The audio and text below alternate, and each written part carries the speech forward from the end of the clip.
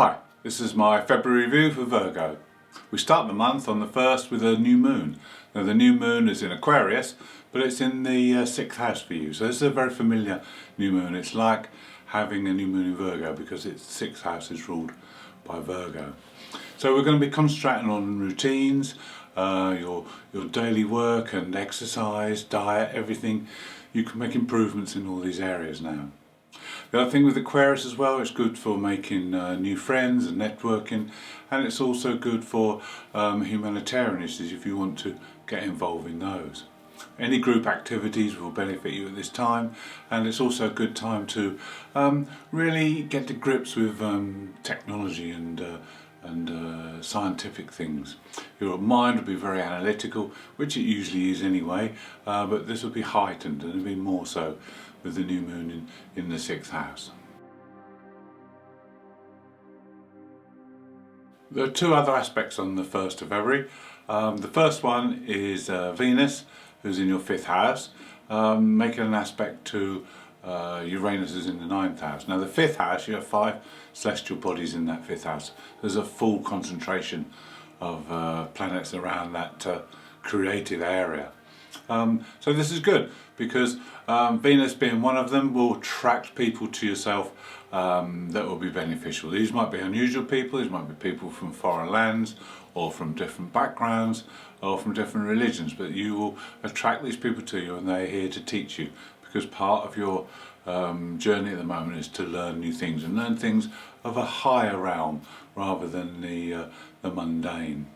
Now the other aspect is between Neptune and the Black Moon Lilith.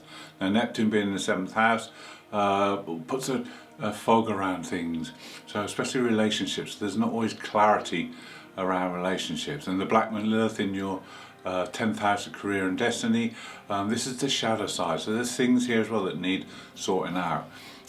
This aspect lasts for just over the week, so it might be that you're a bit confused or there might be some deception, but be careful you don't have any self-deception, because you need to keep a clear head, because there's a lot of other things going on, and there will be an aspect to enlighten things a bit later on. The 3rd sees one of the most beneficial aspects you can hope to have. Mars makes a sextile to Jupiter. Now just about anything you try at this time will be successful, especially on the creative area, because Mars is in that 5th house. This is a good time to put the physical side of Mars into the creative side, and there'll also be opportunities. Because Jupiter's in the 7th house, there'll be opportunities in business and in commerce, but in partnerships as well, and in relationships. There'll be opportunities coming through the relationships you've built up. Then on the 4th, all planets are going direct. This is until the end of April, so there's plenty of time now to go full steam ahead with your plans. Also, there's an aspect between the Sun and Saturn. Now we talked about the 6th house and the new moon. Well, the Sun coming up to Saturn will help you, because this will help to organise things. This is fine tuning, looking at the responsibilities and duties you have and the obligations, and making sure they're all well organised and running smoothly. On the 5th is a very powerful aspect.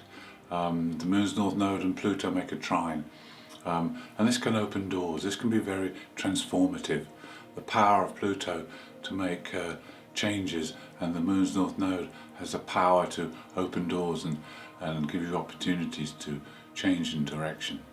So the node in the 9th house will guide you to higher realms, higher knowledge.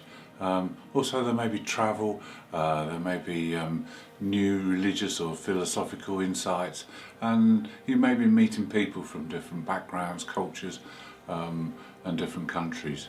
So there's an untold amount of opportunities that could be coming your way, so you need to be ready for the change and to take a new path if necessary.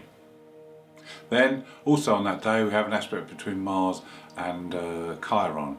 Now Chiron is the key that can open up healing for you. So if there's any wounds connected to old loves and relationships, this is a time you can spend some time healing the old rifts and perhaps moving on from them. Mars makes another aspect on the 7th. This time it's very different, it's to Uranus. So there'll be a desire here to move forward, there'll be a desire to make changes, because it may be that things have got a bit staid and you want to freshen things up and learn new things, discover new things, and perhaps have or plan some new adventures. Then Mercury makes an aspect to Pluto, and the same aspect to the moon's node. So Mercury will add communication to this aspect. So you'll be able to see clearly, you'll be able to hear messages, you'll be able to understand things that come your way. There may be messages from the unconscious, there may be messages that come from the spirit world, but you need to be open and ready, because these messages will help guide you with that Pluto North Node aspect. We spoke earlier about the Black Moon Lilith.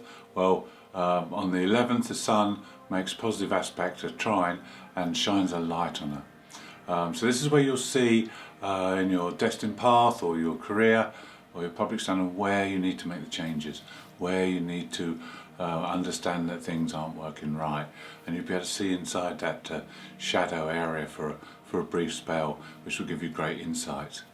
Then on the 12th we have Venus and Mars coming together, and we all know when Venus and Mars come together, it's a very creative, very sexually expressive aspect, and this happens in your 5th house.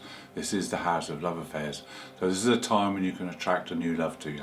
If you are already in a relationship, it's a time when you can spice up your relationship and give it some more depth and add passion to it. This aspect lasts until the end of the month, so there's plenty of time, and towards the end of the month there'll be a culmination, 2 major aspects coming, but I'll tell you about that later.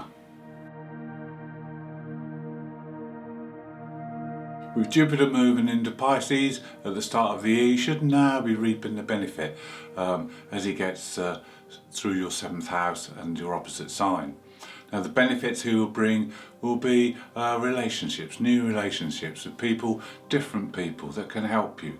Now the idea of Jupiter is to expand your mind, so these people can be teaching you lessons or teaching you things that you need to know. Jupiter makes an aspect on the 13th to Uranus in the 9th house. This is the house of Jupiter. Uranus will bring an urgency, a need and desire to change. Jupiter wants that. Jupiter wants to expand your mind. So I don't know what it is you're going to learn, but you should be learning something, whether it's religious, spiritual, whether you're doing a course study, or whether it's about another country. You need to be learning something. This is what the planets want you to do. Now the Sun makes an aspect on the 15th to the Moon's node. Now the North node is in your 9th house, so this is another opportunity here to learn. You have to balance the mundane mind in the 3rd house of the South node with the higher mind in the 9th house. Now the other thing with the Sun in this position means you're at a crossroads, and there'll be opportunities coming your way. There'll be doors opening. Both Jupiter and the Moon's North Node can open doors and give you opportunities. You have to be in the right position to not only understand what these opportunities are, but make careful decisions as to what your new path is going to be. On the 16th we have the full moon. Now the full moon for you is in Leo, which is a very glorious, very passionate and creative full moon, but unfortunately it's in your 12th house, so that will be negated by the 12th house. Now the reason for this full moon being in this position is that you need to have some time alone. You need to think deeply about things. There's a lot of changes going on. There's a lot of activity going on in your world at the moment. So it's time to have some time out. It's time to relax, to chill out, restore your batteries, both spiritual and physical. And then you'll have a clearer mind in a few days' time when the full moon has passed. On the 22nd, we have Venus and Mars making a positive aspect to Neptune. And Neptune is in your 7th house with Jupiter. So a lot of Virgos have asked if they're going to meet someone new. Well, this could be the time, because you have Jupiter, the planet opportunity, in that 7th house of relationships. You've got Neptune there now, who's being aspected by both Venus and Mars. So this is an ideal time to meet someone, and this person would be in keeping with what you believe.